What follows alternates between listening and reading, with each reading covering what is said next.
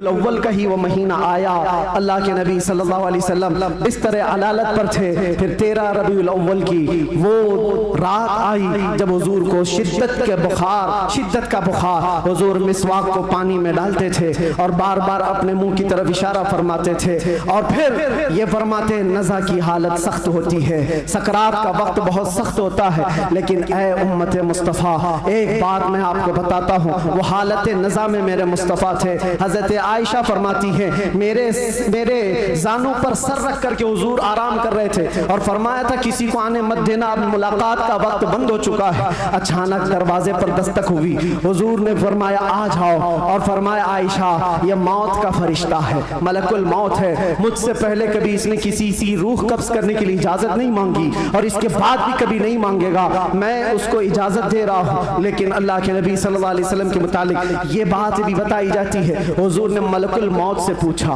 अल्लाह अल्लाह, यहाँ पर आकर के मेरे जज्बात टूट जाते हैं, मेरे जज्बात हाथ दे जाते हैं। अल्लाह के नबी सल्लल्लाहु अलैहि वसल्लम सकरात के आलम में, नज़ा के आलम में, तुम्हें पता है सकरात और नज़ा किसको कहते हैं? आदमी अपनी माँ बाप को भूल जाता है, अपने बच्चों को भूल जाता है, अपना नाम भूल जाता है मौत से पहले, खाना पीना तो दूर की बात, उसके जिस्म पर मक्खी बैठे तो पहाड़ की तरह लगती है सकरात के आलम में, उसकी तकलीफ उसको पता है, वो किसी की नहीं सोचता, उसको हाय हाय लगी होती है।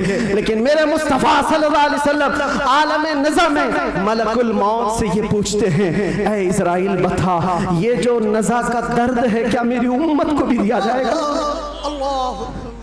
क्या मेरी उम्मत भी इस दर्द से गुजरेगी? जो न भूला हम गरीबों को रज़ा, याद उसकी अपनी आदत कीजिए। है गुलामों, तुम समझते हो हमारी बीमारियों और हमारे दर्दों का कोई और मावा मिल जाए जिसके दरवाजे पर हम जाकर हाथ फैलाते हैं इधर उधर दुनियादारों का, जिनकी जूतियां सीधी करते करते लोगों के बाल पक गए और मुश्किलात हल ना हो पाई? तुम्हें पता है हकीकत में हमारे दर्दों का अगर कोई एहसास कर सकता है तो सिर्फ आमिना का लाल। सुभान अल्लाह, सुभान अल्लाह। जो न भूला हम गरीबों को रज़ा, वो अपनी मौत से पहले अपनी उम्मत को याद कर रहे हैं और ये फरमा रहे हैं मेरी उम्मत को ये दर्द तो नहीं दिया जाएगा, ये तकलीफ से तो नहीं गुजरेगी। उम्मत के तलवों में कांटा भी चुभे तो हुजूर फरमाते उसका दर्द मुझे भी होता है। ऐ नौजवान, आज जिस तरह की जिंदगी तुमने गुजारनी शुरू की, यहाँ पर आकर मैं अपनी गुफ्तगू समेट रहा हूँ। मैंने मुख्तसरन पूरे हुजूर की सीरत बयान की, विलादत से लेकर ये वफात का दिन है। हजरत बीबी फातिमा आई, हुजूर उनके कान में कुछ कहे वो रोने लग गई, फिर एक कान में कहा वो मुस्कुराने लगी। बाद में उन्होंने बताया हजरत आयशा से कि बाबा ने मुझे ये कहा था कान में, फातिमा मैं अब जा रहा हूँ दुनिया से। मैं रो पड़ी। उसके बाद मेरे दूसरे कान में कहा फातिमा मेरे खानदान में सबसे पहले तुम आकर के मिलोगी, मेरे बाद तुम्हारी मौत होगी। वो मौत का खौफ हर एक पर होता है, लेकिन बीबी फातिमा कहती है, ये सुनकर मैं हंस पड़ी कि है शबे गोर भी उसी गुल से मुलाकात की रात। हुजूर पाक सल्लल्लाहु अलैहि वसल्लम हजरत आयशा सिद्दीका के जानों पर सर रखकर आराम कर रहे थे। बात करते करते अचानक जुबान बंद हो गई। हजरत आयशा कहती है मेरा सीना भारी भारी सा लगा, मुझे अंदाजा नहीं था किसी की मौत इस तरह होती है, मैंने रूह निकलते किसी को देखा नहीं था। अल्लाह के नबी सल्लल्लाहु अलैहि वसल्लम इस दारे फानी से रहलत फरमा चुके थे। अचानक दरवाजे पर दस्तक हुई, अबू बकर सिद्दीक सबसे पहले दाखिल हुए। आए हुजरे में पूछा आयशा क्या है? कहा हुजूर पाक सल्लल्लाहु अलैहि वसल्लम पर बुखार शिद्दत का। हजरत अबू बकर आए, हाथ पकड़ा और बेइख्तियार उनकी हिचकियां निकल गई, पेशानी पर बोसा दिया और कहा ऐ अल्लाह के नबी इसके बाद अब दूसरी मौत नहीं आने वाली है और आप अपने रफीक आला के पास जा चुके थे। अल्लाह ताला ने जो आपके हिस्से में पैगाम देना रखा था वो आपने पूरा हक अदा फरमाया। अद्दैतल अमानत व नसहतल उम्मत व बल्लगतर रिसालत या रसूल अल्लाह। हजरत अबू बकर सिद्दीक की आवाज़ सुनकर हजरत आयशा रोने लगी।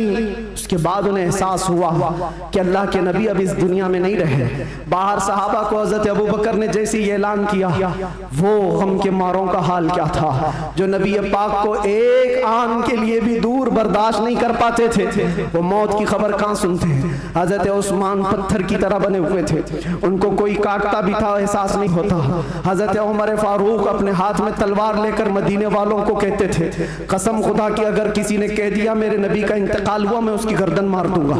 मेरे नबी का इंतकाल नहीं हुआ, अपने रब से मिलने गए, वापस आने वाले हैं। ये शिद्दत मोहब्बत के अल्फाज थे। सहाबा बेचैन थे, बेकरार थे, लेकिन हिकमत मौला यही थी, मौत तो आनी है, हर एक को आनी है, क़ज़ा तो आनी है, अंबिया को फकत इतनी कि आनी है, अजल तो आनी है, एक आन के लिए है। नबी पाक सल्लल्लाहु तआला अलैहि वसल्लम को सहाबा ने गमों के पहाड़ के साथ तदफीन फरमाया और इस उम्मत का बेड़ा लेकर चलने वाले सिद्दीक़ अकबर थे, मिशन को उठाया और हम तक ये जो दीन पहुंचा, सहाबा की वो मेहनत कश, वो जिंदगी पाक इस्तिक़लाल के साथ मुसीबतों से लड़ते हुए, तकलीफों से नबुर्दाज़मा होते हुए दीन यहाँ तक पहुंचा दिया। अब मैं तुमसे सवाल करता हूँ, आज मुस्तफ़ा की सीरत सुनने आए हो, आज हुजूर की मौलूद में आए हो, जो रसूल तुमसे इतना प्यार करे कि बिस्तर को छोड़कर खड़े हो जाए। आयशा फरमाती है बिजली कड़कती थी तो हुजूर बाहर निकल जाते, अबर छाता तो हुजूर घर से बाहर चले जाते और ये कहते मुझे अंदेशा होता है कहीं ये बिजली मेरी उम्मत पर अज़ाब ना आ जाए, ये अबर कहीं मेरी उम्मत पर अज़ाब बनकर तारी ना हो जाए। हुजूर इस्तिग़फ़ार करते करते सुबह कर जाते थे, नमाजों के लिए खड़े होते। आयशा कहती आप मासूम हैं, सैयदुल मासूमीन हैं, आप क्यों इतनी इबादत करते हैं? मेरे आका फरमाते मेरी उम्मत के लिए करता हूँ, मेरी उम्मत बेखबर है, वो मुझे नहीं पहचानती। अल्लाह के नबी सल्लल्लाहु अलैहि वसल्लम को कब्र अनवर में रखा गया। सहाबी रसूल फरमाते हजरत अली भी उतारने वालों में से थे, लब हुजूर के कब्र में भी हिल रहे थे, कान लगा करके सुना तो ये अल्फाज थे रब्बिग़फिर ली उम्मती फ़इन्नहुम ला यअलमून, ऐ मेरे रब मेरी उम्मत की बख्शिश फरमा, इसलिए कि वो नहीं जानती। जो न भूला हम गरीबों को रजा,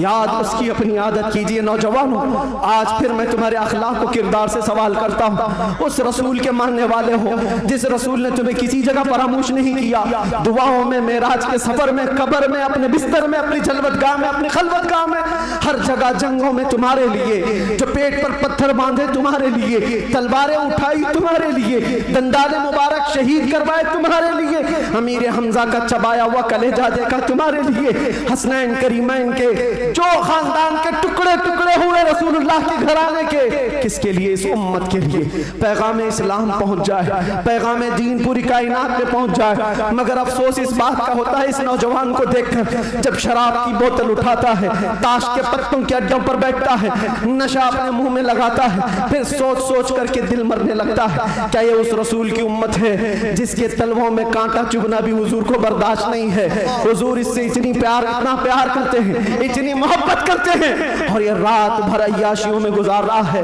ये ताश के पत्तों में और शराब की बोतलों पर अपनी रातें गुजारता है। ऐ नौजवानों, कब तुम वापस आओगे उस रसूल पाक की बारगाह में? आज भी उस गुंबदे खजरा की छांव में कोई ये नहीं कह सकता कि जगह कम हो गई, करोड़ों आए उस दामन मुस्तफा में सब बस जाएंगे। आने की देर है, आने की देर है। हमने देखा है जब जब मेरे मुस्तफ़ा से करीब कोई हुआ है, मैंने अपनी जिंदगी पाक को देखा, जब मुसीबतें ज्यादा होती थी, जब मुश्किलें हल ना होने के काबिल लगती थी, जेल के सलाखों के पीछे भी मेरे गम की दवा अगर कोई चीज थी तो वो मुस्तफ़ा को याद करना था। रात भर सलाखों को पकड़ करके याद करता, कोई एक रात ऐसी नहीं आई जिसमें मेरे मुस्तफ़ा ने नवाजा ना हो। आता है फकीरों में उन्हें प्यार कुछ ऐसा, खुद भीग दे और खुद कहे मंगते का भला हो। हम तो माइल बकरम है, कोई साइल ही नहीं।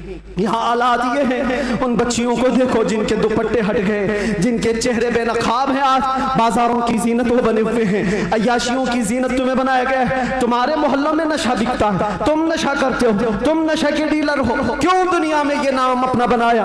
कुरान में तो तुमको अल्लाह ने खैर उम्मत कहा, मेरे नबी की उम्मत है, मेरे नबी की उम्मत है। बख्शिश का सहरा तुम्हारे सर पर है, तुम्हें उम्मत वसत कहा गया है। नौजवानों उठो, वरना हश्र न होगा फिर कभी। दौड़ो के जमाना चाल अपनी चल गया।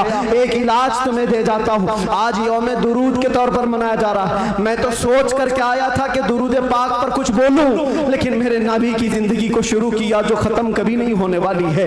दुरूद पर सिर्फ इतना कहूंगा, अल्लाह के नबी सल्लल्लाहु अलैहि वसल्लम ने फरमाया, अब्दुल्लाह इब्न अब्बास की रिवायत है और अल-मुअज्जम अल-औसत लित-तबरानी में ये रिवायत मौजूद है। अल्लाह के नबी फरमाते हैं, जो जुमा की रात को 2 रकात नमाज अदा किया और 1000 बार दुरूद पढ़ा, अगले जुमा से पहले मैं उसे अपनी जियारत का शरफ अता करूंगा। सुभान अल्लाह, सुभान अल्लाह।